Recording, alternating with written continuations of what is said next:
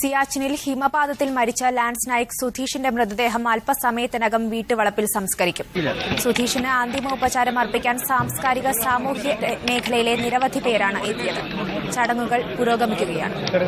കൂടുതൽ വിവരങ്ങളുമായി ശ്യാം ആർ ബാബു ഉണ്ട്. ശ്യാം, മൃതദേഹം എപ്പോഴാണ് സംസ്കരിക്കുക? അതിനുള്ള ഒരുക്കങ്ങളെല്ലാം പൂർത്തിയായോ?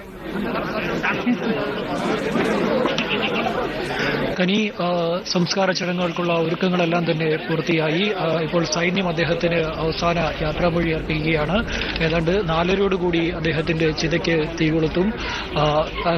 രാഹുകാലം, ഹൈന്ദവ വിശ്വാസപ്രകാരമുള്ള രാഹുകാലമായതുകൊണ്ടാണ് 4:30 വരെ ഈ ചടങ്ങ് നീട്ടിവെച്ചത്. ഇപ്പോൾ അദ്ദേഹത്തിന്റെ ഏതാണ്ട് 4:30 അദ്ദേഹത്തിന്റെ ചിതയ്ക്ക് തീകൊളുത്തുമെന്നാണ് നമുക്ക് അറിയാൻ കഴിയുന്നത്.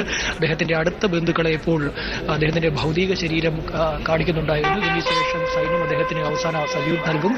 ഇതിനുശേഷമായിരിക്കും ചിതയ്ക്ക് തീ കൊളുത്തുക. ഏതാണ്ട് വലിയൊരു ജനാവലി തന്നെ ഇവിടെ വന്നെത്തിയിട്ടുണ്ട്.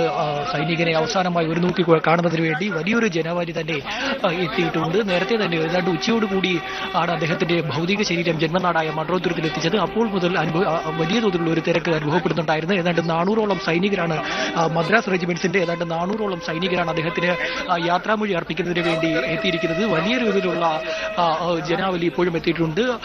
ഇപ്പോൾ അദ്ദേഹത്തിന് സൈന്യം അവസാന സല്യൂട്ട് നൽകാൻ പോവുകയാണ്. ഇതിനുശേഷം 3 ആചാരവെടികൾ മുഴക്കും. ഇതിനുശേഷമായിരിക്കും തീ കൊളുത്തുക. വലിയ രീതിയിലുള്ള തിരക്ക് ഇപ്പോഴും ഇവിടെ അനുഭവപ്പെടുന്നുണ്ട്. കനി, സിയാച്ചിനിൽ ഹിമപാതത്തിൽ മരിച്ച ലാൻസ് നായിക് സുധീഷിന്റെ മൃതദേഹം അല്പസമയത്തിനകം വീട്ടുവളപ്പിൽ സംസ്കരിക്കും. സുധീഷിന് അന്തിമോപചാരം അർപ്പിക്കാൻ സാമൂഹ്യ സാംസ്കാരിക മേഖലയിലെ നിരവധി പേരാണ് എത്തിക്കൊണ്ടിരിക്കുന്നത്. ചടങ്ങുകൾ പുരോഗമിക്കുകയാണ്. വിവരങ്ങൾ നൽകിയത് ശ്യാം ആർ ബാബുവാണ്.